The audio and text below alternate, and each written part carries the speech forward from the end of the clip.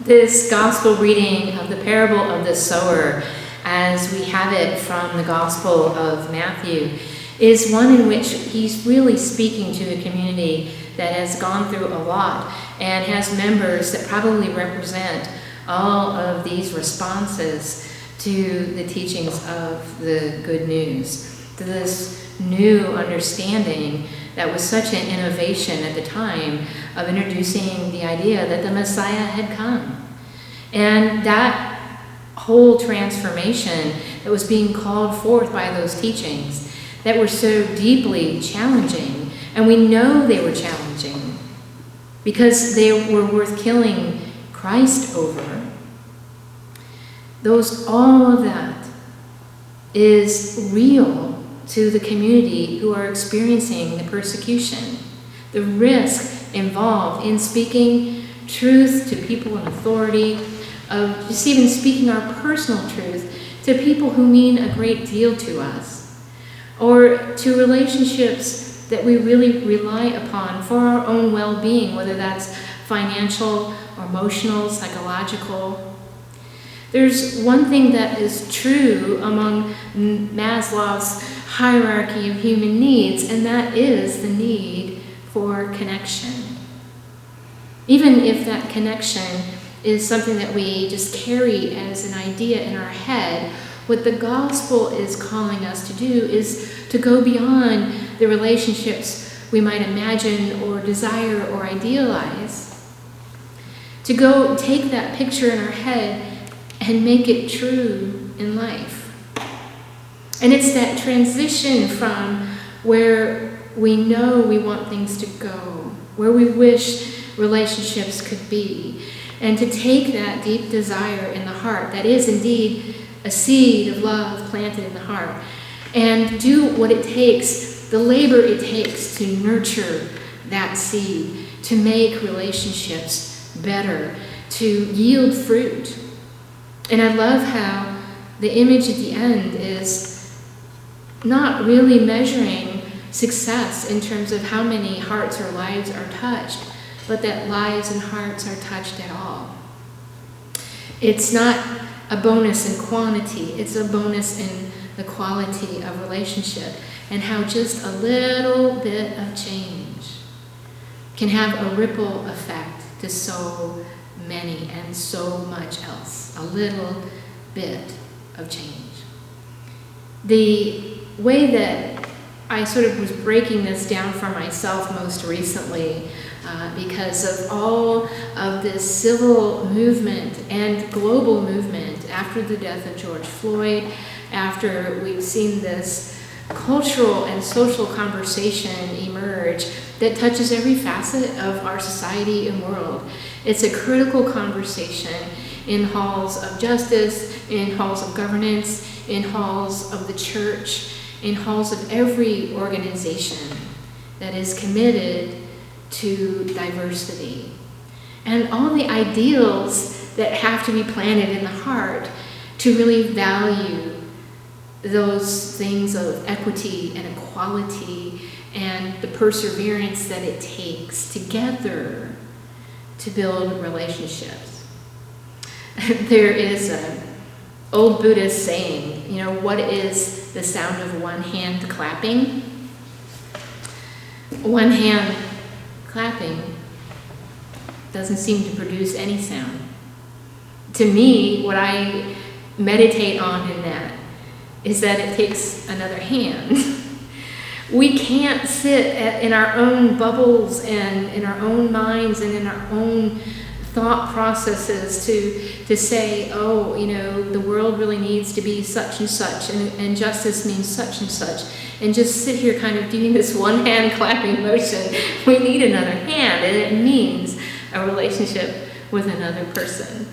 Whether that is a clap in celebration or prayer, we need community, we need relationship to make the action, to make the noise, to make the change.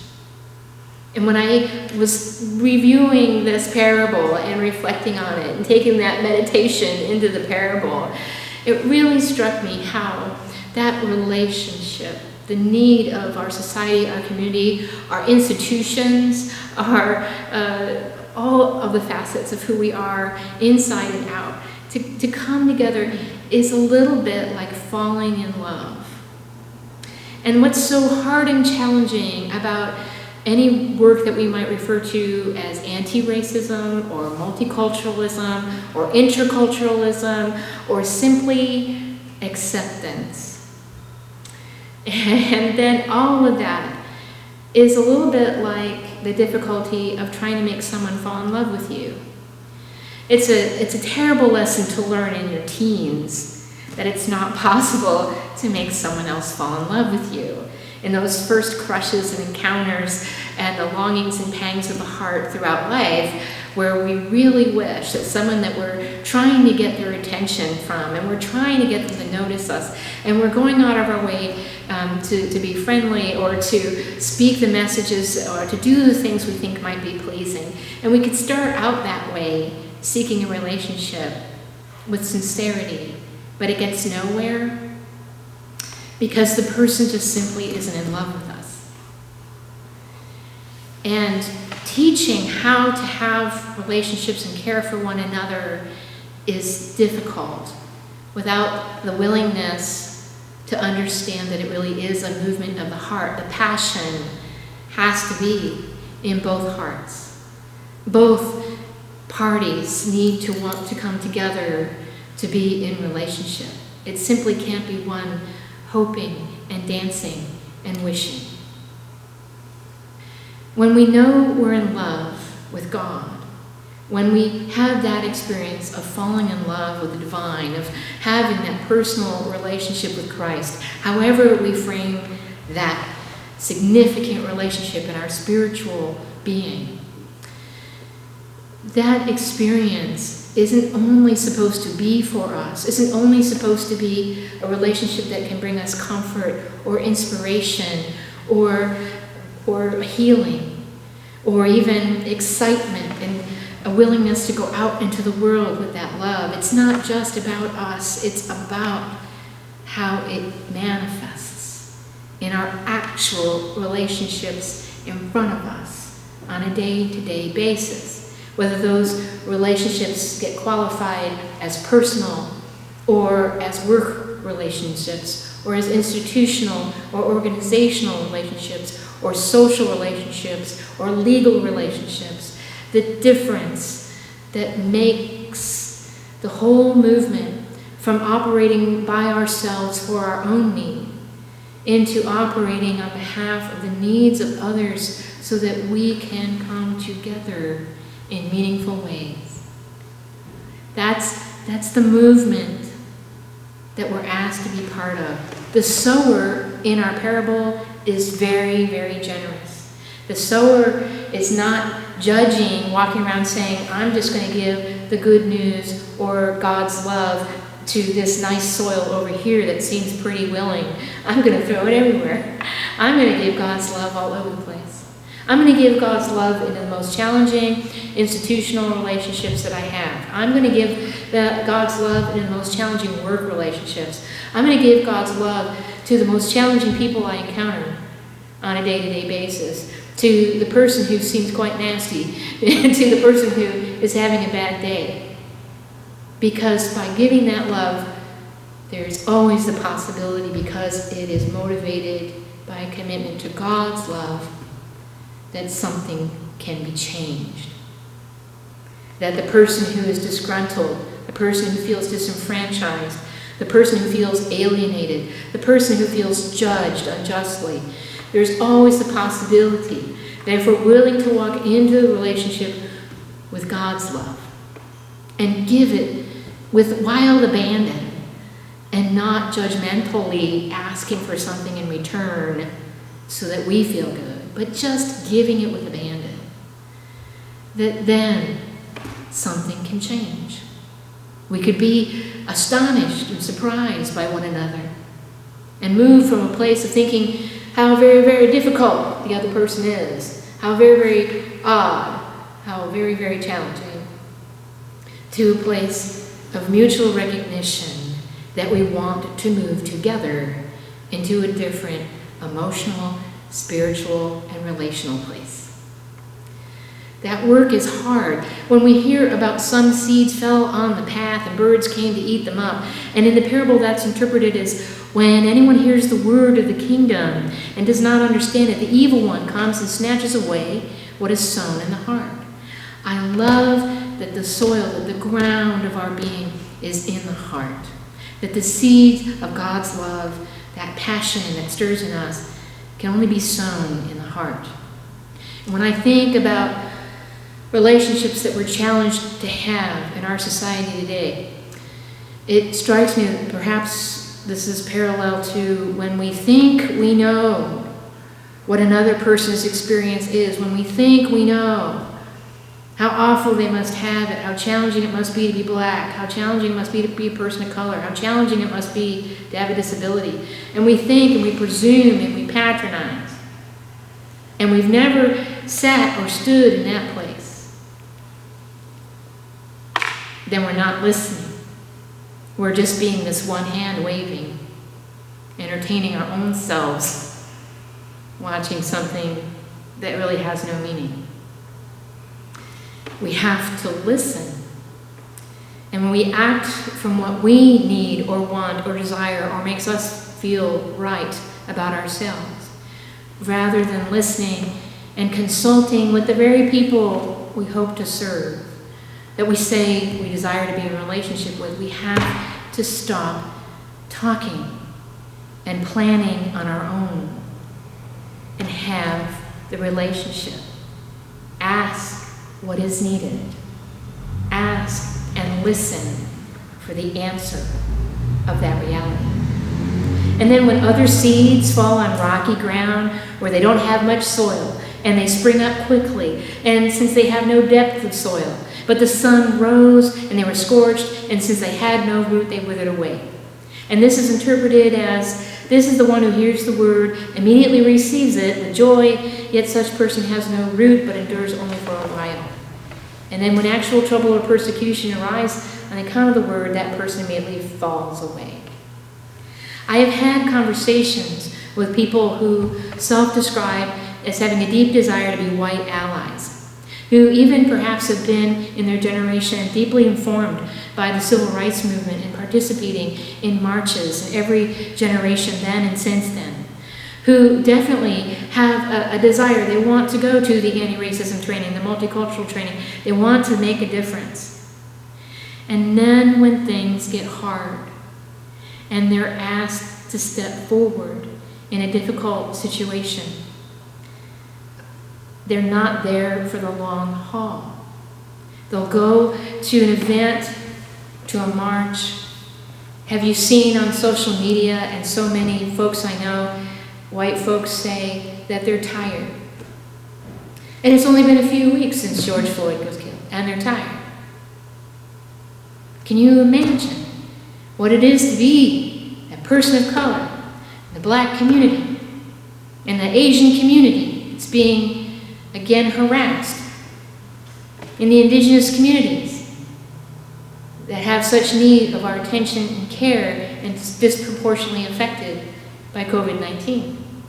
For as small a population as they represent, they are overrepresented in that disease. We have to be committed to the long haul. We cannot be programmed through programmatics and attending a workshop for 4 hours or a couple of days and be changed. It is a lifelong commitment to transformation and vulnerability and courage and love. It's a long, long walk. Other seeds fell among thorns, and the thorns grew up and choked them.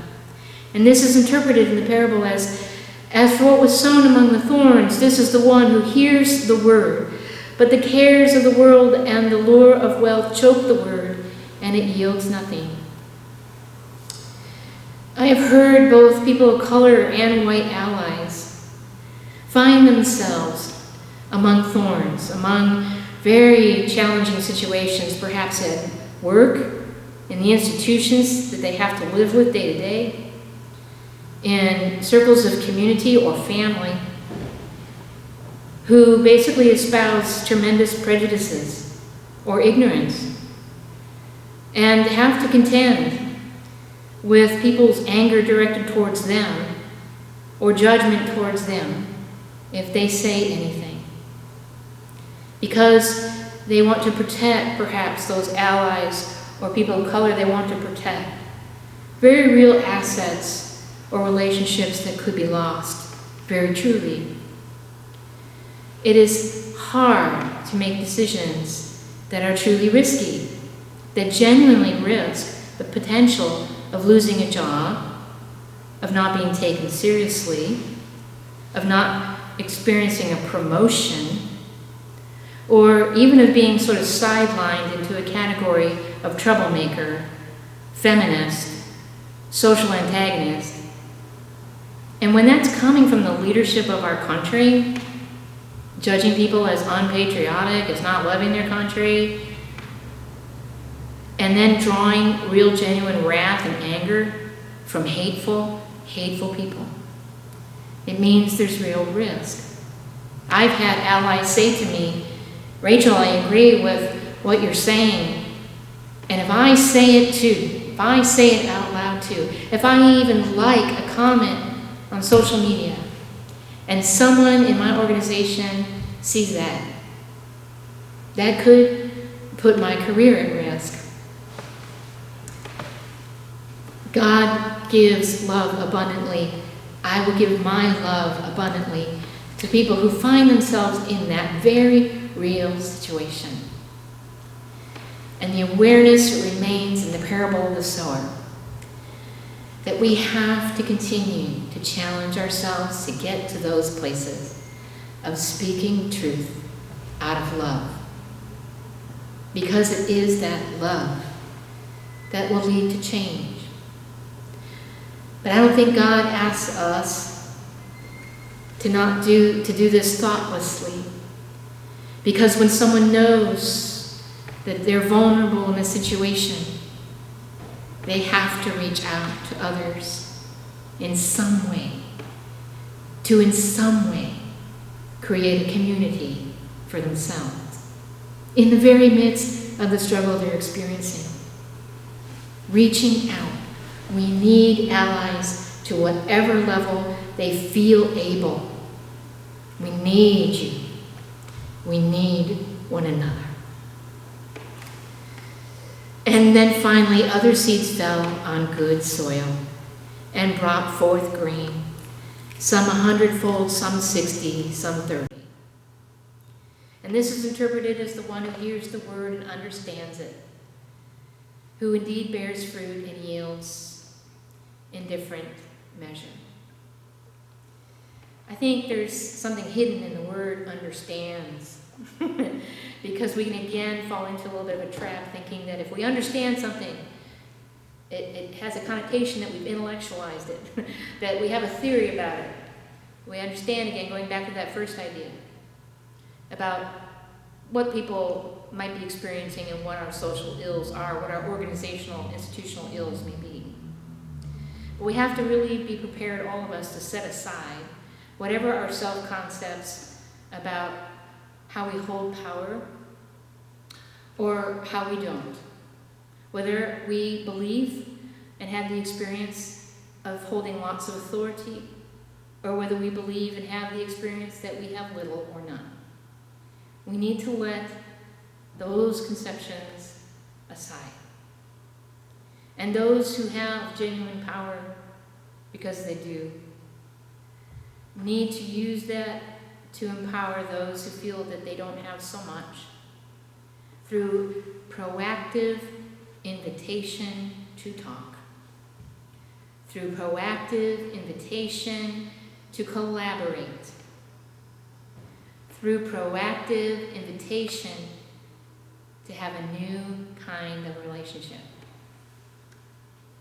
Because believe me, the hand that has the lower card needs your help. And you can help if you want to. People standing and remaining within their own bubbles is not a community. Creating community requires touching hearts, reaching out to one another mutually. It means the willingness not only to transform, but to be transformed, to be molded, with all barriers taken down, all presuppositions set aside, including all institutional hierarchy, including all need on either end to grasp for power. All who perceive power must set it aside. Because love is not about social power. It's not about power being held for ourselves. Love is about falling in love. It's about vulnerability and willingness to be in relationship in a way where the other can hurt us, can wound us with their truth. We need to be in love to change the world. In Christ's name, amen.